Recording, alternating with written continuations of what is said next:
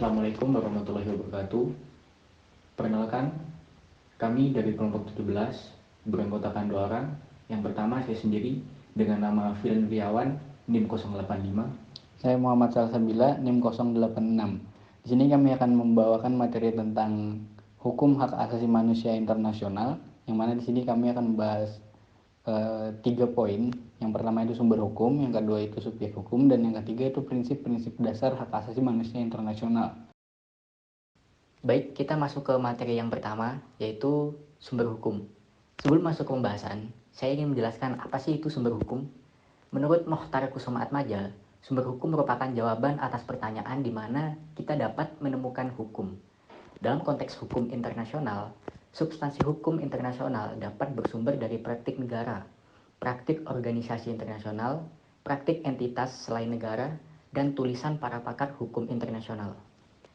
Mokhtar Kusumaatmadja mendefinisikan sumber hukum internasional sejumlah ketentuan yang terdapat dalam pasal 38 ayat 1 Undang-Undang Stated, yang terdiri dari yang pertama, fungsi perjanjian internasional, kedua, hukum kebiasaan internasional, dan yang ketiga, prinsip-prinsip hukum umum.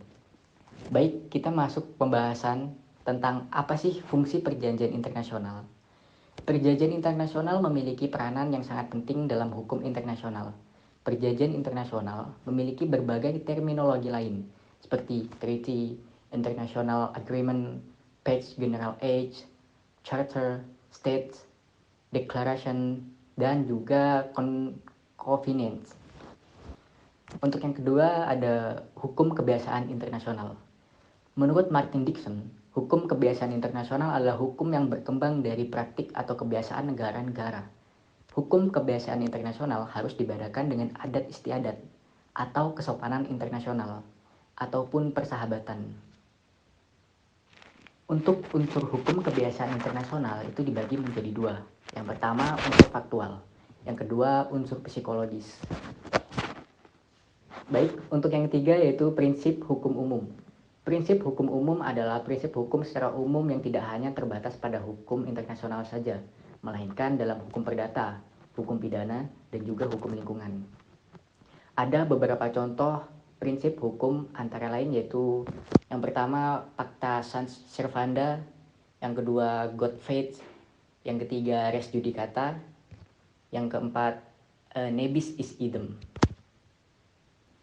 Kemudian kita masuk ke subjek hukum. Siapa yang menjadi subjek hukum internasional?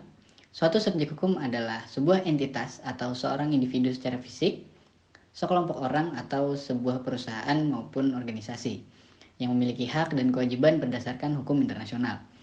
Pada prinsipnya, suatu subjek hukum internasional dapat menerapkan haknya atau mengajukan perkara ke hadapan pengadilan internasional. Ia juga dapat mengikat dirinya dengan subjek hukum lainnya melalui perjanjian, dan subjek hukum lainnya juga dapat melakukan kontrol dalam konteks dan tingkat tertentu terhadap bagaimana sebuah subjek hukum melaksanakan wewenang dan tanggung jawabnya.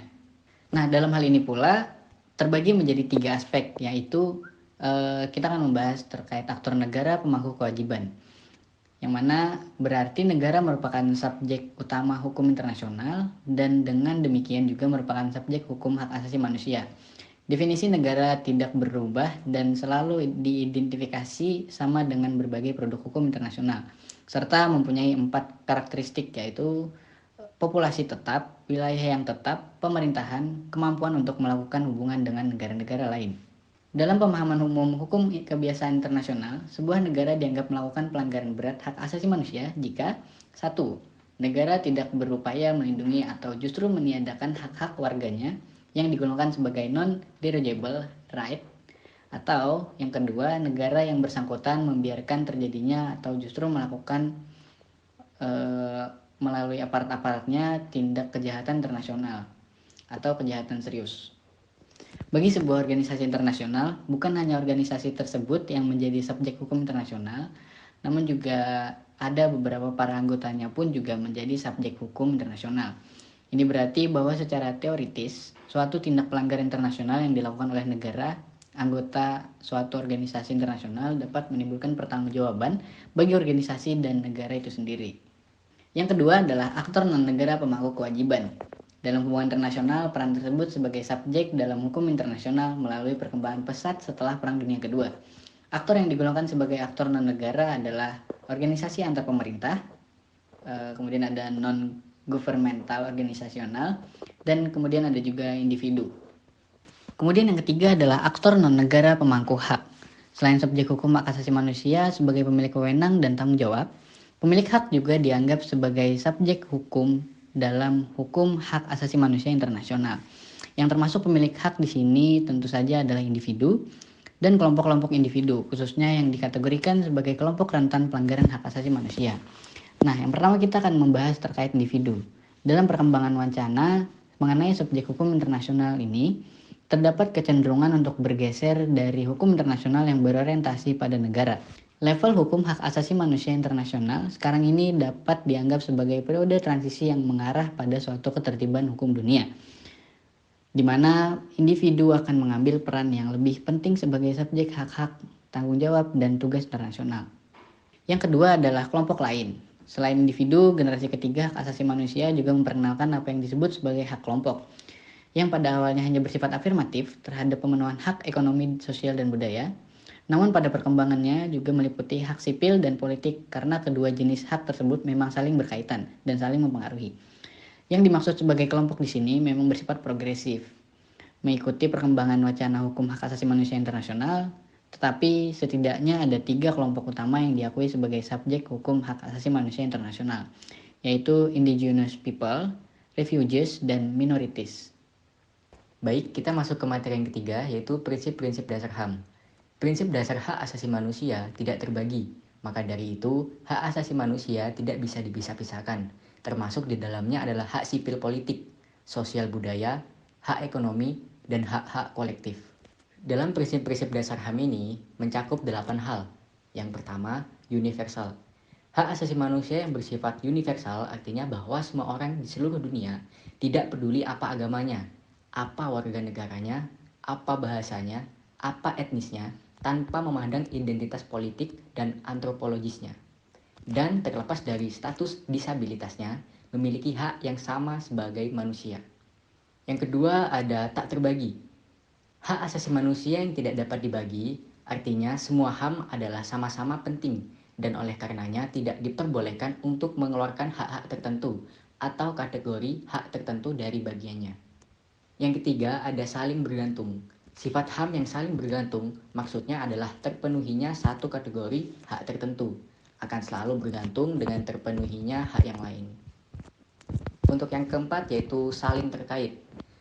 Hak asasi manusia yang saling terkait dipahami bahwa keseluruhan hak asasi manusia merupakan bagian tidak terpisahkan dari yang lain.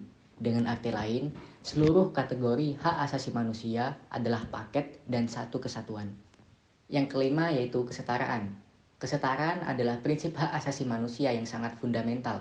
Kesetaraan dimaknai sebagai perlakuan yang setara, di mana pada situasi yang sama, manusia harus diperlakukan dengan sama. Dan pada situasi berbeda, manusia diberlakukan secara berbeda juga. Masuk yang nomor 6 yaitu non-diskriminasi. Diskriminasi terjadi ketika setiap orang diperlakukan atau memiliki kesempatan yang tidak setara. Nomor 7 yaitu martabat manusia.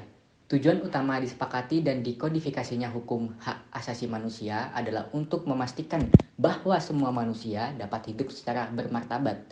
Karena pada dasarnya manusia harus dihormati, diperlakukan secara baik, dan dianggap bernilai. Baik, masuk ke poin yang terakhir yaitu tanggung jawab negara. Pemenuhan, perlindungan, dan penghormatan hak asasi manusia adalah tanggung jawab negara. Aktor utama yang dibebani tanggung jawab untuk memenuhi, melindungi, dan menghormati hak asasi manusia adalah negara melalui aparatur pemerintahannya. Prinsip ini ditegaskan di seluruh konvensi hak asasi manusia, internasional maupun peraturan domestik. Sekian dari kami, semoga materi yang kami paparkan bisa bermanfaat dan mengedukasi teman-teman yang menonton. Kurang lebihnya mohon maaf. Saya akhiri, wabillahi taufiq wal hidayah. Wassalamualaikum warahmatullahi wabarakatuh.